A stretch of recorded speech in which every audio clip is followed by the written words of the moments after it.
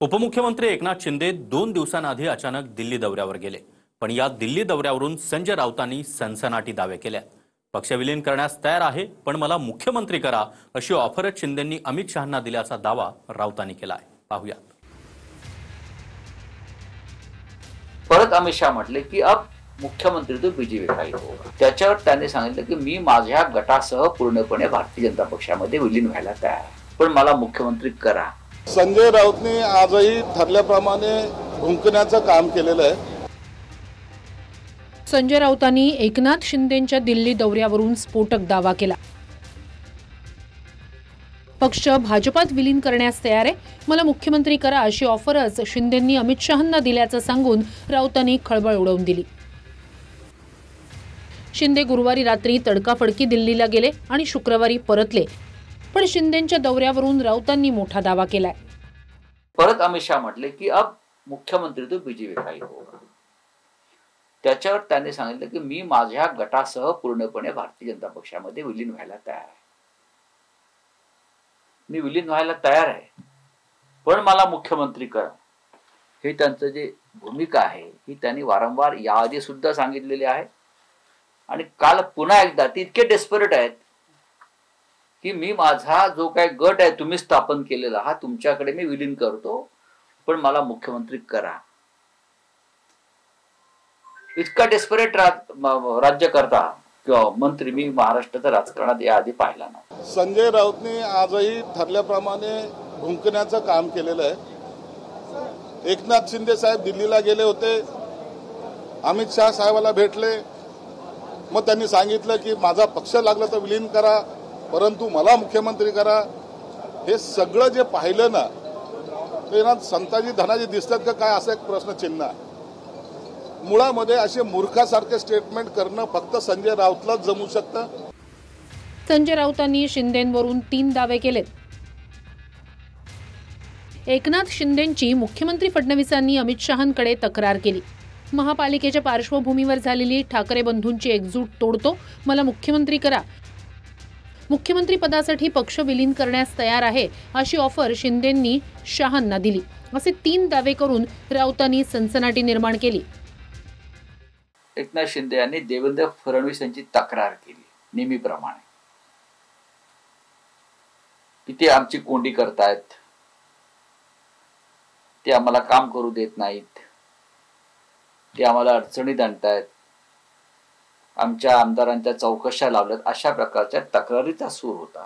आताच एक ऑफर अशी ठेवली की आता परत महाराष्ट्रात जी एकजूट झाली आहे मराठी माणसांची ती अधिकाधिक भक्कम होईल आणि त्याचा त्रास आम्हाला होईल।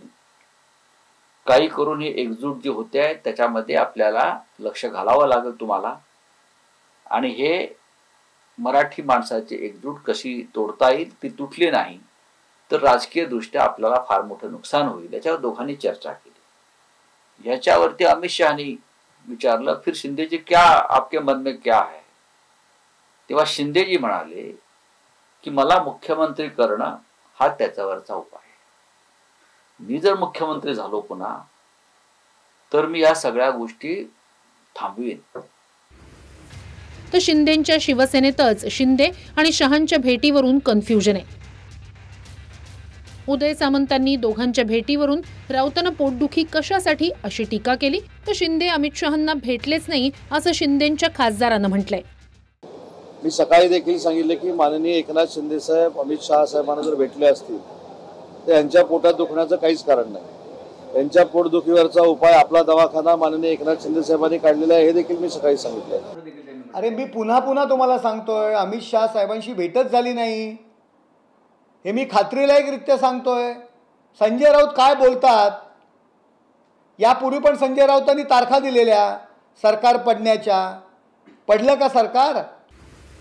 एकनाथ शिंदे गुरुपौर्णिमेच्या दिवशी दिल्लीत होते, त्यामुळे शिंदेंनी त्यांचे गुरु अमित शहांच्या पायावर फुलं ठेवून डोकं टेकल्याची बोचरी टीका ही राऊतांनी केली आहे।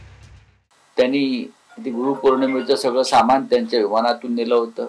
अमित शहांची गुरु म्हणून त्यांच्या चरणावर डोकं ठेवलं, त्यांच्या पायावर चाफ्याची फुलं वाहिली। मी सांगतो त्यांच्या पायाला दोन्ही चंदन लावलं, हे फोटो जरी काढता आले नसले तरी माझ्याकडे पक्की माहिती आहे आणि मग ते इतर नेत्यांना भेटले. तुम्ही ज्या वेळेला मागच्या काळात तुम्ही मुख्यमंत्री होता उद्धव ठाकरे, तुम्ही सोनिया गांधीच्या पाय चाटायला जायचे, हा संजय राऊत हे उद्धव साहेब, तेव्हा तुम्हाला वाटत नव्हतं काही?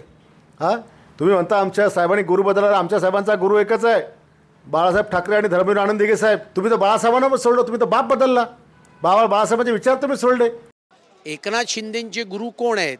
ते हिंदू हृदय सम्राट बाळासाहेब ठाकरे आहेत, धर्मवीर आनंद दिघे आहेत. आणि हे स्वतःला बाळासाहेब ठाकरेंचे शिष्य म्हणवणारे शरद पवारांकरता खुर्च्या उचलत होते. संजय राऊत हा एक वाह्यात वायफळ बडबड करणारा मनुष्य आहे. त्यानं गुरुशी काही देणं घेणं नाही आणि शिष्यत्वाशी देणं घेणं नाही. राहिले उद्धव ठाकरेंबरोबर, चाकरी तिकडे शरद पवारांकडे केली. शिवसेना पक्ष आणि चिन्हावरून सुप्रीम कोर्टात 14 तारखेला सुनावणी आहे. त्यासाठीच एकनाथ शिंदेंनी दिल्लीत आधी वकील आणि नंतर अमित शहांचीही भेट घेतल्याची सूत्रांची माहिती आहे. Bureau report, TV9 Marathi, Mumbai.